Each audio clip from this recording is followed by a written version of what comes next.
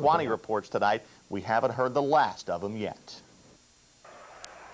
It all starts with the player. If you've got one who can put up the numbers against quality opponents, you can create your own All-American candidate, like Siena's Marc Brown.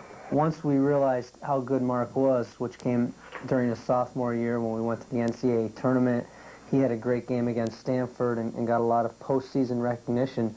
Then I knew, as everybody else down here did, that he is capable of getting some recognition nationally.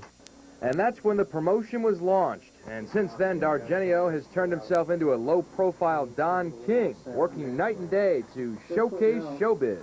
Everything that we do is going to be focused on Marc Brown. I mean, you can see all these different pieces that we have up there. Our preseason prospectus, Marc Brown. Our media guide, Marc Brown. The last two is a brochure is the last one that we sent out to the United States Basketball Writers Association, which is close to 800 people. And the second one in is also the same thing that we sent to them, and that has an article about Marc and how he did in the Great Alaska Shootout.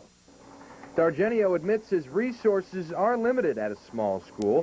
While UNLV uses the cover of Sports Illustrated to plug their players cost-free, Siena must make do with T-shirts and mailers. You know, and a little ingenuity can go a long way, too. And you can take advantage of things. Everything I do with Marc, we had a drawing done of him at the beginning of the year, which didn't cost us a lot of money. And so we've repeated that. All those pieces up there use the same thing. Not only does that save us money, but I'm also hoping that it's going to be creating more recognition, because they'll see the same thing over and over again, and so Marc Brown is going to be in the front of people's minds. All right, now that most of the groundwork has been laid, the rest is up to Brown, and at this rate, his chances for third team or honorable mention are looking pretty good.